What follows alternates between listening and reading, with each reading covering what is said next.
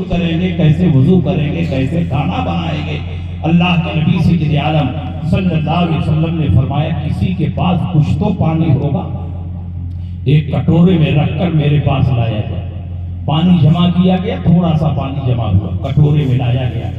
اللہ کے نبی نے اسی کٹورے میں اپنی انگلیوں کو دھلا، اسی پانی کو اپنے چہرے پر ڈالا اور پھر اس پانی کو کٹورے میں ٹپکا لیا، اس پانی کو اپنے منہ میں رکھا اور پھر اسی کٹورے میں کلی کر دی۔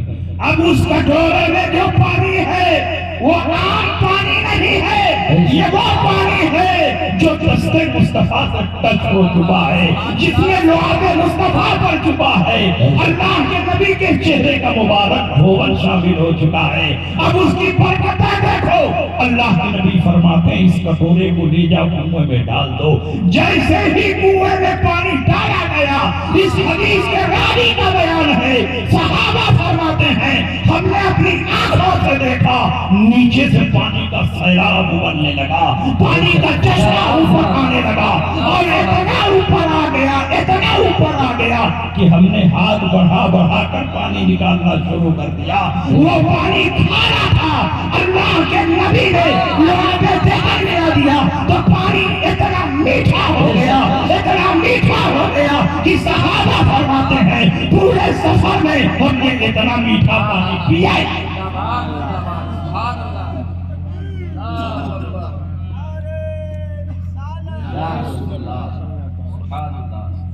یہ شان میرے مصطفیٰ کی ہے۔ جب تمہارا لعاب نبی کے لعاب کے برابر نہیں ہو سکتا، تمہارا ہاتھ نبی کے ہاتھ کے برابر نہیں ہو سکتا، تو تمہاری ذات نبی کی ذات کے برابر کیسے ہو سکتی ہے؟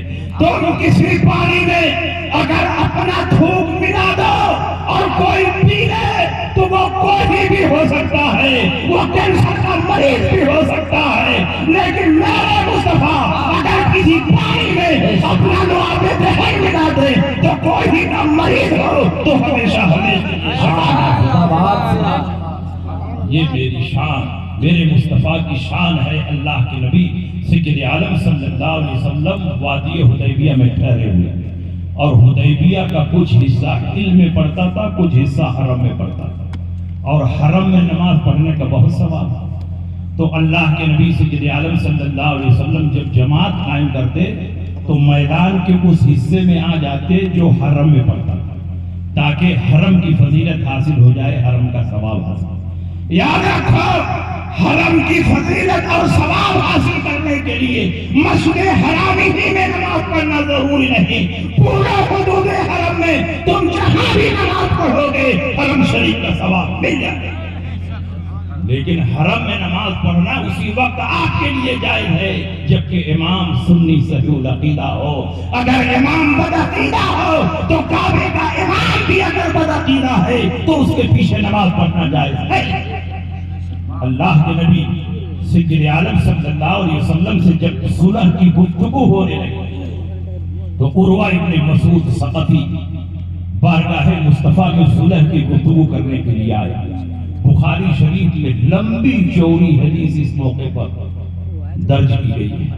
کفار و مشرکین نے اپنا نمائندہ بنا کر بھیجا اور کہا عروہ ابن مسعود ثقفی وادی حدیبیہ میں جاؤ، قدم قدم پر صحابہ کی جانثاری اور جذبہ وارفتگی کو دیکھو اور اس بات کا پتہ لگاؤ کہ محمد عربی کے ماننے والے مٹھی بھر ہیں لیکن دشمنوں کے چھکے چھڑا دیتے ہیں، جس میدان میں قدم رکھتے ہیں اس میدان کو کامیاب کر دیتے ہیں، جس مارکے میں قدم رکھتے ہیں اس مارکے کو سر کر دیتے ہیں۔ عروہ ابن مسعود ثقفی آئے، اس وقت تو مسلمان نہیں ہوئے تھے لیکن بعد میں وہ بھی مسلمان ہوئے اور صحابی ہوئے۔ عروہ ابن مسعود ثقفی نے قدم قدم پر صحابہ کی جانثاری اور جذبہ وارفتگی کو دیکھا، اور جب صلح کی گفتگو ہو رہی تھی تو گفتگو کے دوران چونکہ ابھی مسلمان نہیں ہوئے تھے، آداب رسالت سے واقف نہیں تھے، گفتگو کے دوران نبی کی ریش مبارک، آپ کی داڑھی مبارک کو پکڑ لیا۔ صحابہ کرام کا مجمع ہے، حضرت ابو بکر صدیق اس منظر کو دیکھ کر برداشت نہ کرے، آپ نے تلوار نکالی، تلوار کا دستہ عروہ کے ہاتھ پر اتنا زور سے مارا کہ ان کا ہاتھ نیچے آ گیا۔ کہا خبیث، اپنے ہاتھ کو نیچے رکھا، رسول پاک کی ریش مبارک پکڑتا ہے. اگر میرے مصطفیٰ کی عظمت کا اور ان کی موجودگی کا احساس نہ ہوتا تو ابھی اسی تلوار سے تیری گردن کاٹ. اس کے بعد گفتگو شروع ہوئی.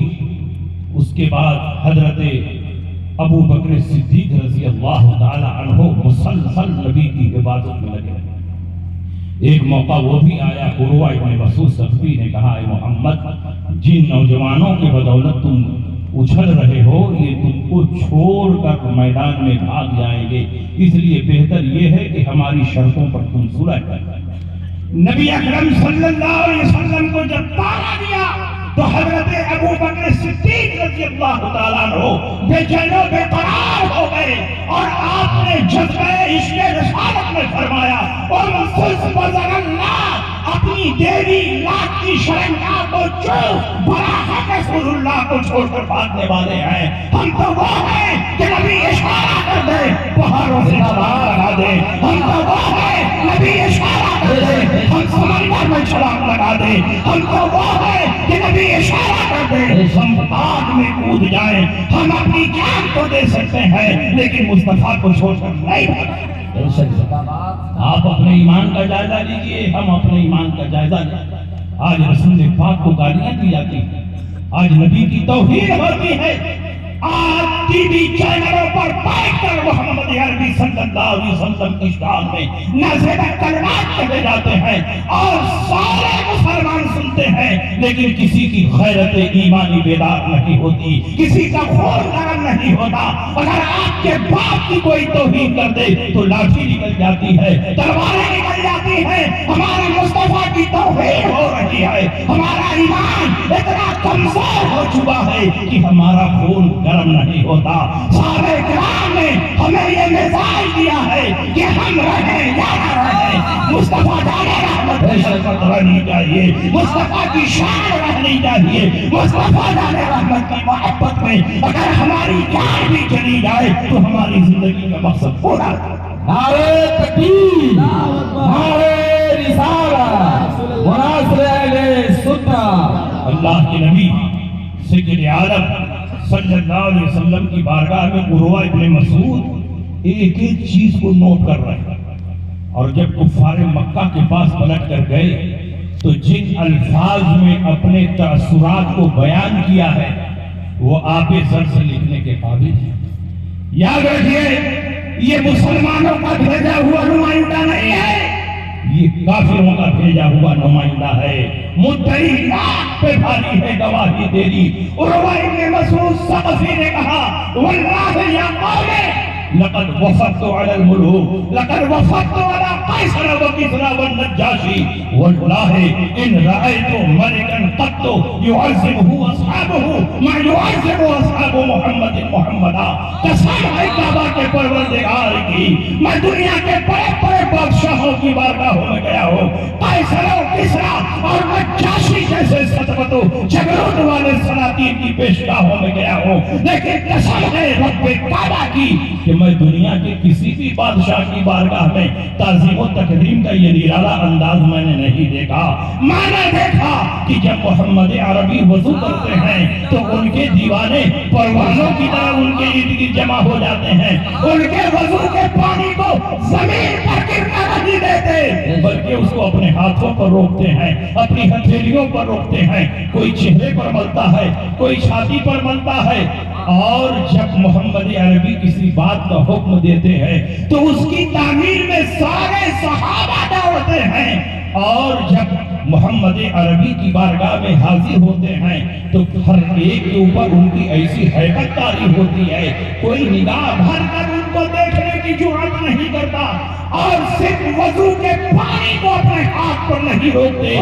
جب وہ اپنی ناک صاف کرتے ہیں، منہ کی رطوبت باہر پھینکتے ہیں، اس کو بھی ان کے صحابہ اپنے ہاتھوں پر روک لیتے ہیں، اپنے چہرے پر ملتے ہیں، اپنے جسم پر ملتے ہیں. اور جب ان کی بارگاہ میں بیٹھتے ہیں تو ادب و احترام میں اس طرح اپنی سانسیں روک لیتے ہیں، اپنی آواز روک لیتے ہیں کہ ایسا محسوس ہوتا ہے کہ نبی کی بارگاہ میں انسان نہیں نہیں بے جان پتھر رکھے ہوئے ہیں. حالانکہ یہ وہ فصحا اور بولگا ہے جب بولنے پر آتے ہیں تو ساری دنیا ان کے سامنے گونگی نظر آتی ہے. اعلیٰ حضرت امام احمد رضا نے اسی منظر کی عکاسی کرتے ہوئے ارشاد فرمایا تیرے آگے یوں ہے دبے نچے فصحا رکھ کے بڑے بڑے کوئی جان مخ میں زبا نہیں بلکہ جسم میں جا نہیں. بخدا خدا کا یہی ہے نہیں اور کوئی مفر مگر جو وہاں سے ہو یہی آتے ہو جو یہاں نہیں ہو. اللہ اکبر اللہ اکبر.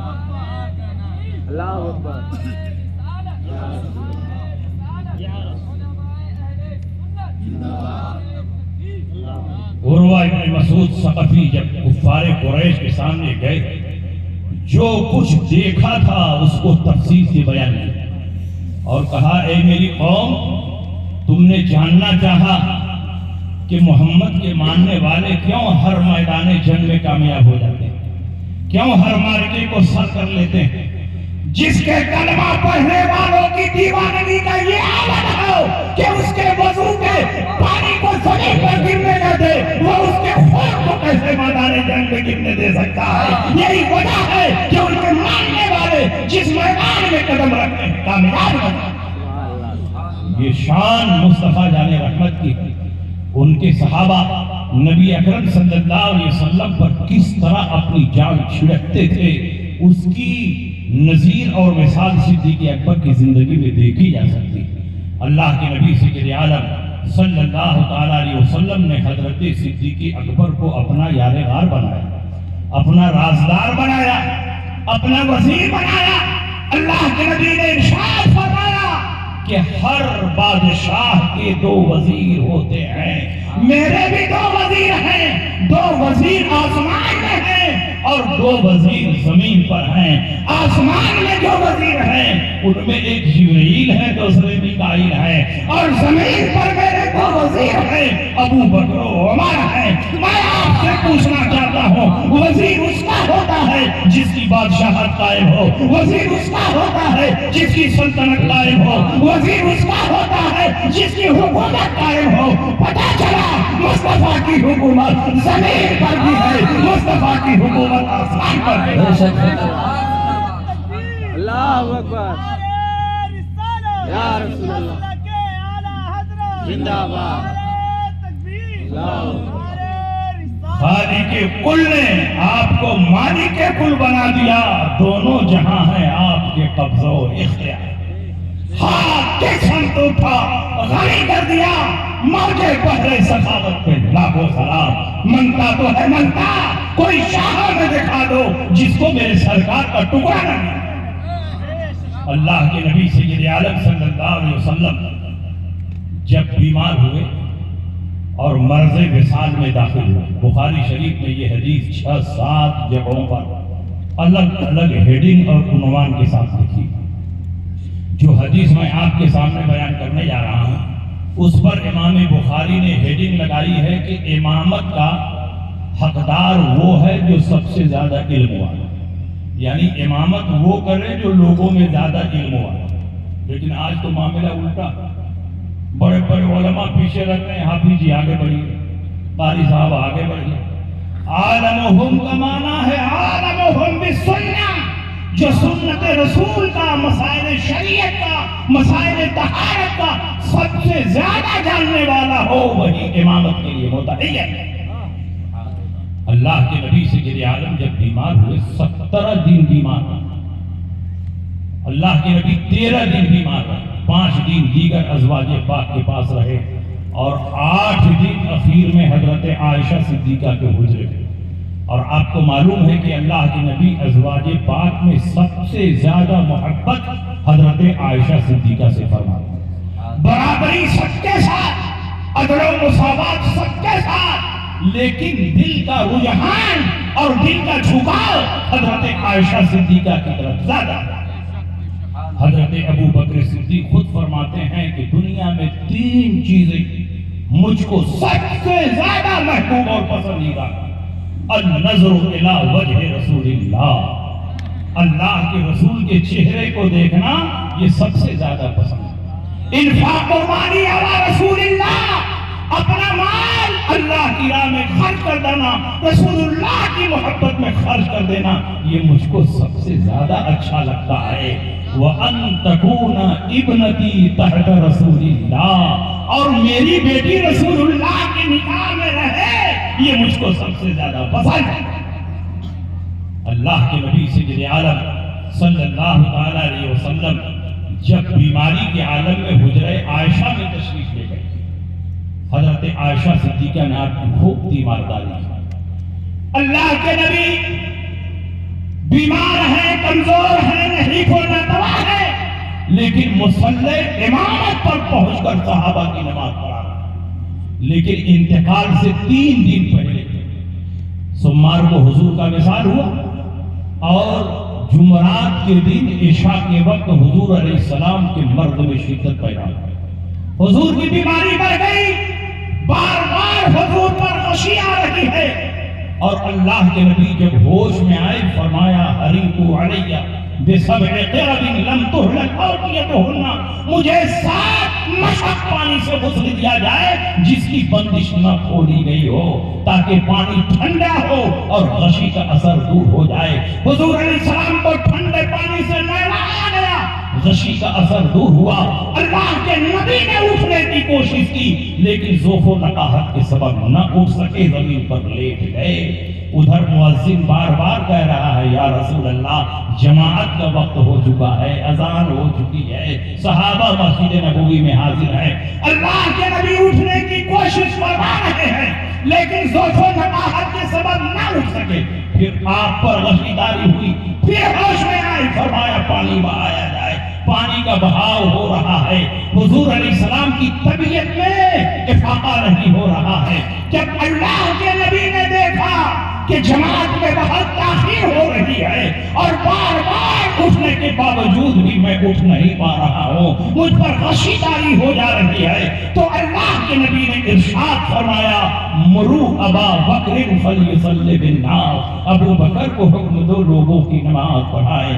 حضرت عائشہ صدیقہ وہیں موجود ہیں، حضرت ابو بکر صدیق کی بیوی ہیں، نبی اکرم صلی اللہ علیہ وسلم حضرت ابو بکر صدیق کی بیٹی ہیں، نبی کی چہیتی بیوی ہیں۔ انہوں نے کہا یا رسول اللہ ان ابا بکر رجل رقیق اذا قام مقامک لا يستطيع ان يصلي بالناس، یا رسول اللہ ابو بکر نرم دل ہے، رقیق القلب ہیں، آپ کی جگہ پر کھڑے ہوں گے تو صحابہ کی نماز نہیں پڑھا پائیں گے، کسی اور کو بھیج دیا جائے۔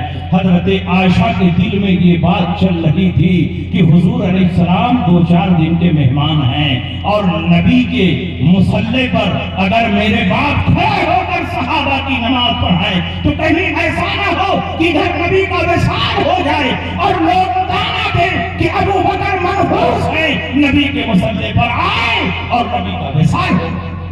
بیٹی نہیں چاہ رہی ہے کہ میرے باپ پر نفوست کا الزام رکھے، بیٹوں سے زیادہ بیٹیاں اپنے باپ سے محبت کرتی ہیں، بیٹیاں اپنے باپ کے لیے لڑ جاتی ہیں، بیٹیاں اپنے باپ کی خاطر اور اپنے باپ کی تیمارداری کے لیے لمبے سفر سے اپنے باپ کے گھر آ جاتی ہے۔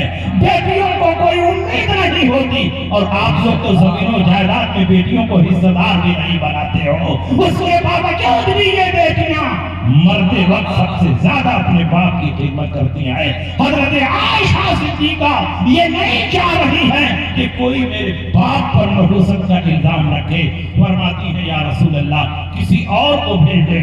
اللہ کے نبی جو دلوں کے حالات جانتے تھے، نبی کو سمجھ میں آ گیا، نبی جان گئے عائشہ کیا کہہ رہی ہے، کسی اور کو بھیج دیا جائے۔ زبان سے تو کہہ رہی ہے کہ ابو بکر نرم دل ہے، رقیق القلب ہیں، قرات کریں گے، آنسو بہنے لگیں گے، نماز نہیں پڑھا پائیں گے، لیکن جو اصلی بات ان کے دل میں چھپی ہے وہ یہ ہے کہ کوئی میرے باپ کو منحوس نہ کرے۔ نبی اکرم صلی اللہ علیہ وسلم دلوں کی چھپی ہوئی باتوں کو بھی جانتے ہیں، اس نبی سے دلوں کی بات کیسے چھپ سکتی ہے؟ جو نبی قبرستان سے گزرتا ہے تو مردوں کے حالات کو دیکھتا ہے، جو نبی مکہ میں ہوتا ہے تو مدینے کے حالات کو دیکھتا ہے، جو نبی مدینے میں ہوتا ہے جنگ احد کا مشاہدہ کرتا ہے، منبر پر ہوتا ہے تو قیامت تک کے احوال کو صحابہ کے سامنے بیان کرتا ہے۔ زمین پر ہوتا ہے تو آسمان والوں کی خبر دیتا ہے، اور آسمان سے گزرتا ہے تو زمین پر چلنے والے انسانوں کے دلوں کو دیکھتا ہے۔ اعلیٰ حضرت امام احمد رضا فرماتے ہیں سر عرش پر ہے تیرا گزر، تیرے فرش پر ہے تیری نظر، ملکوت و ملک میں کوئی شے نہیں ہو جو تجھ پہ آیا نہیں، بخدا خدا کا یہی ہے در، نہیں اور کوئی مفر مگر، جو وہاں سے ہو یہی آتے ہو، جو یہاں نہیں تو آئے۔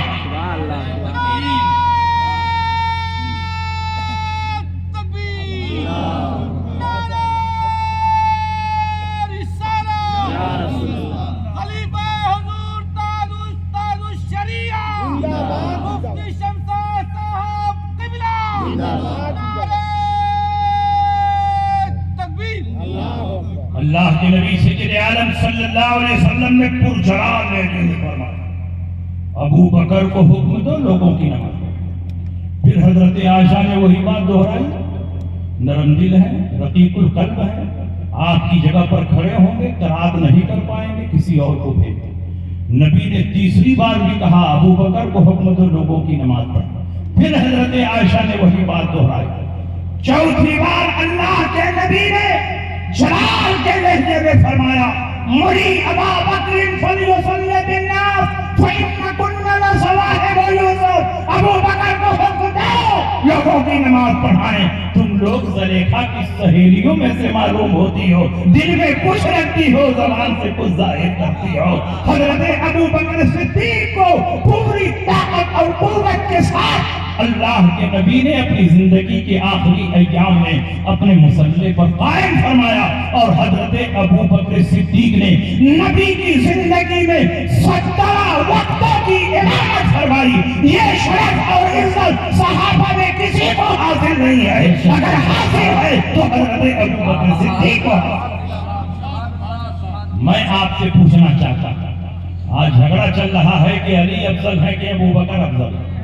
اہل سنت کا عقیدہ یہ ہے کہ انبیاء اور مرسلین کے بعد پوری کائنات میں سب سے افضل حضرت ابو بکر صدیق۔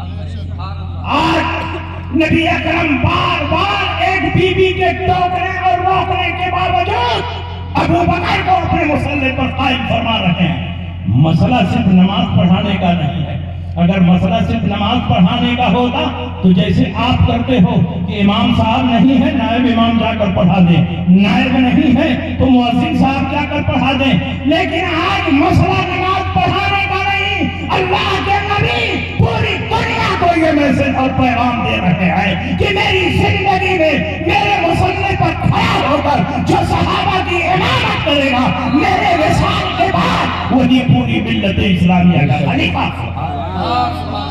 اللہ کے نبی نے آپ کی خلافت کی طرف اشارہ فرمایا، اور ابو بکر صدیق نے نبی کی زندگی میں 17 وقتوں کی امامت فرمائی۔ حضرت ابو بکر کی امامت کس دن سے شروع ہوئی؟ جوڑیے، جمعرات کو عشاء کے وقت سے امامت شروع ہوئی، جمعہ کو 5 دن جس میں ایک جمعہ بھی شامل ہے، سنیچر کو 5 وقت، اتوار کو 5 وقت، اور سمار کو نبی کا وصال ہوا زوال کے وقت تو سمار کو فجر کی نماز بھی ابو بکر نے پڑھی۔ کل 17 وقتوں کی امامت حضرت ابو بکر صدیق نے نبی کی زندگی میں کی ہے۔ یہ اس بات کا اشارہ ہے کہ صحابہ میں سب سے اعظم اور سب سے افضل حضرت ابو بکر صدیق ہے، اور جو سب سے افضل ہوگا وہی امامت کے لیے بھی متعین ہوگا، وہی خلافت کے لیے بھی متعین ہوگا، وہی ولایت کے لیے بھی متعین ہوگا۔ اس لیے انبیاء اور مرسلین کے بعد سب سے پہلے خلیفہ حضرت ابو بکر صدیق ہیں، کوئی اور نہیں۔ اور سنیے، جب حضرت ابو بکر صدیق رضی اللہ تعالیٰ عنہ کی خلافت پر میٹنگ شروع ہوئی نبی کے وصال کے بعد، سقیفہ بنی ساعدہ میں تمام مہاجرین و انصار جمع ہوئے اور حضرت ابو بکر صدیق پر اتفاق ہو گیا۔ تمام مہاجرین و انصار نے آپ کے ہاتھ پر بیعت کی، لیکن حضرت علی ابن ابی طالب وہاں موجود نہیں، اور ایسا نہیں کہ ناراضگی کی وجہ سے موجود نہیں، بلکہ حضور علیہ السلام کا جسد پاک گھر میں رکھا ہوا، اور حضرت علی نبی کے گھر والے ہیں، گھر والوں کی ذمہ داری ہے کہ تجہیز و تکفین کا انتظام۔ تو علی انتظامات میں لگے ہیں، آپ کو بلایا گیا۔ حضرت ابو بکر نے فرمایا اے علی، آپ رسول اللہ کے چچیرے بھائی ہیں، آپ نبی کے داماد ہیں، اسلام میں سبقت رکھنے والے ہیں، اللہ کے نبی نے آپ کی بڑی فضیلتیں بیان فرمائی ہیں، سب لوگوں نے مجھے چن لیا ہے، مجھے امید ہے کہ آپ مسلمانوں میں اختلاف نہیں پیدا کریں گے۔ تو حضرت علی نے جواب دیا قد صدق رسول اللہ صلی اللہ علیہ وسلم فمن الذی یؤخرک، جب رسول پاک نے آپ کو آگے بڑھا دیا ہے تو کون ہے جو آپ کو پیچھے کر سکتا ہے؟ رضینا بدنیانا بمن رضی بہ رسول اللہ صلی اللہ علیہ وسلم نے دیے نا، ہم اس ذات سے اپنی دنیا کے لیے راضی ہے جس سے رسول پاک ہمارے دین کے لیے راضی ہے۔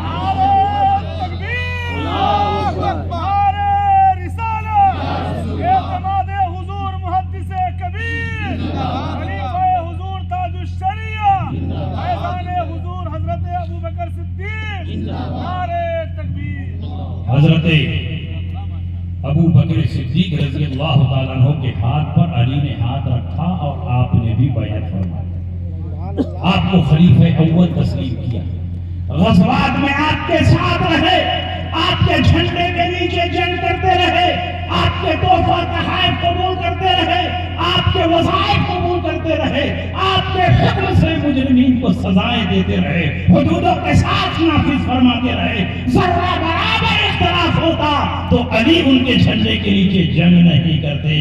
علی سے پوچھا بھی گیا کیا رسول پاک صلی عالم صلی اللہ علیہ وسلم نے آپ کے لیے کوئی وصیت فرمائی تھی کہ میرے بعد آپ ہی خلیفہ ہوں گے؟